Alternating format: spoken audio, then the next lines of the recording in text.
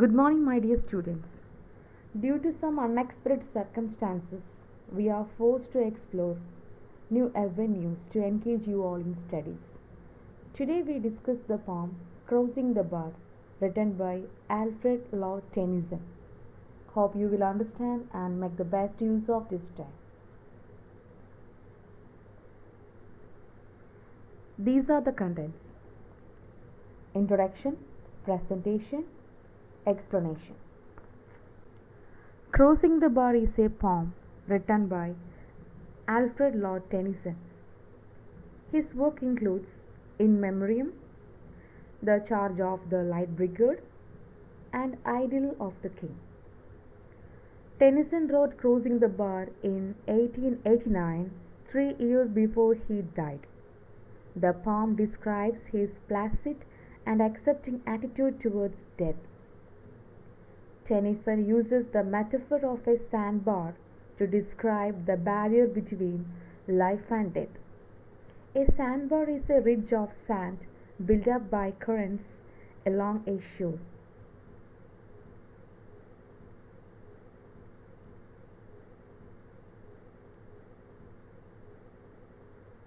Stanza 1.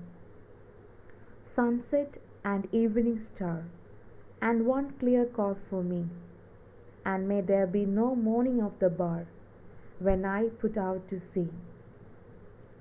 Sunset and evening star, and one clear call for me, and may there be no morning of the bar when I put out to sea. The poem opens with the speaker talking about the sunset and the evening star. It is the end of the day, and the evening star, which is actually the planet Venus, is rising. The end of the day is a clear call for the speaker. Tennyson wrote this poem when he was nearing the end of his life, so he is speaking metaphorically here about his approaching death.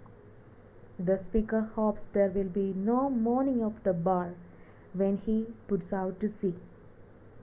The bar here refers to a sandbar. Sandbar often form in the mouths of rivers and harbors. The speaker doesn't want the sandbar to be disturbed by his departure. The sandbar is a metaphor for the boundary between life and death, or life and afterlife.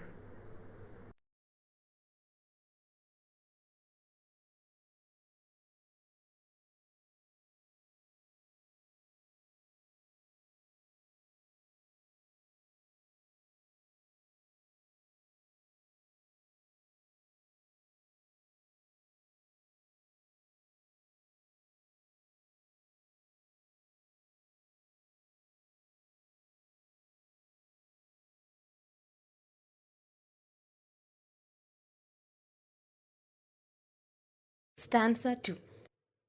But such a tide as moving seems asleep, too full for sound and form, when that which drew from out the boundless deep turns again home. Through the poem, the poet Alfred Lord Tennyson compares his impending death to cruising a bar. In the stanza, the speaker of the poem talks about the inevitability of death. The poet wishes that when he puts out to sea, there is, when he dies, let it be like a ride which seems asleep as it moves. The speaker wants his death to be smooth, like a calm sea wave, which is too full for sound and form.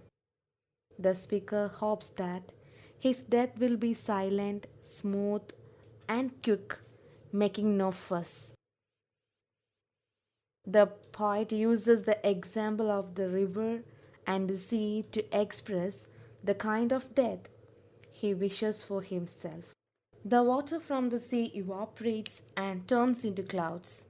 These clouds bring rain, entering that water into the river, and these rivers too flow, carrying their water and eventually pouring it into the sea. They thus complete a cycle, and the water returns from where it came. Just so, the speaker, considering himself like the water, says that he is returning where he came from. The boundless deep here apparently stands for the sea, and in an allegorical sense, to the place the poet believes he will go to after his death. This stanza is a strict condemnation of the idea introduced in the first stanza.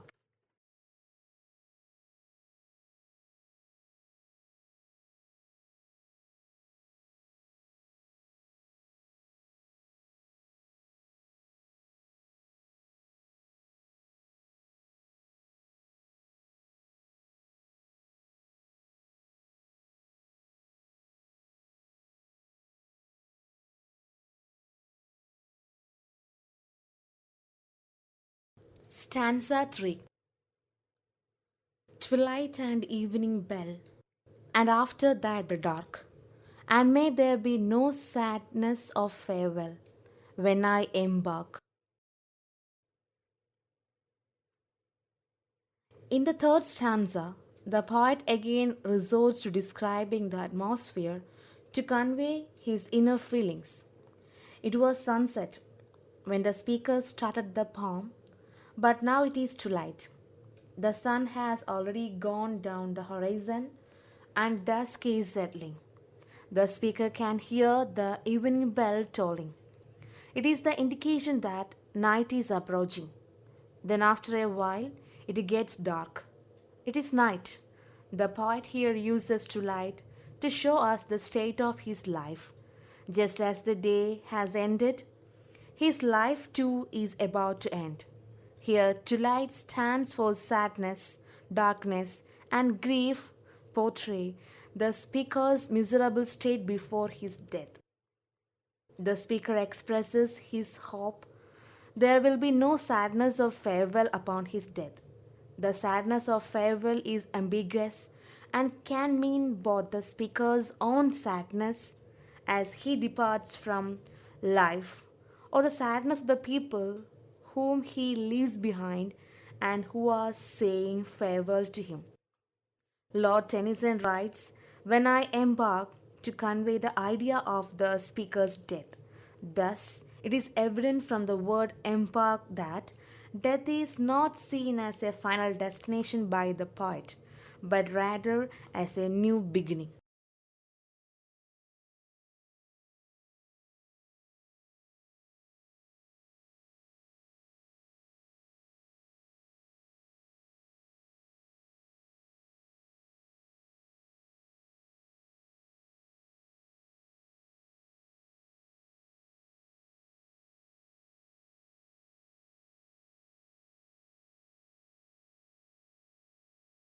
Stanza 4. For though from out our bourne of time and place, the flood may bear me far, I hope to see my pilot face to face when I have crossed the bar. In the previous stanza of the poem, we see the speaker's positive attitude towards death. It is seen to be exemplified in his final stanza of the poem. We understand that the speaker has accepted his reality, inevitability of death. He appears to have made his peace with the idea of his fast approaching death. The poet says that he will be beyond the boundaries of time and place, and the flood of death will carry him far away. This is going beyond the reach of this world. The speaker suggests that there is a place beyond our time and place, where he hopes to go after his death. We are thus acquainted with the poet's belief in afterlife. The final lines of the poem are shrouded in allusions and hidden meanings. Firstly, we are told that the speaker hopes to see his pilot face to face when he will have crossed the bar. Here, the word pilot is a direct reference to God. Lord Tennyson had peculiar views on religion. On one hand, he approved of Christianity, while on the other, he was wide use of religious things and ideas in his works. Since God is considered to drive the world and all living things, we see the pilot reference of the divine world in the poem.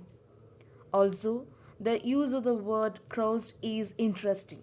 While it might simply be a word to suggest crossing the bar, it is speculated that it might be a reference to Christ, as crossed is similar in sound to both Christ and cross. If so, then we find another allusion from the poet to region and afterlife. The poem thus ends on a positive note, with the poet both accepting the finality of death and hoping to meet God in the afterlife.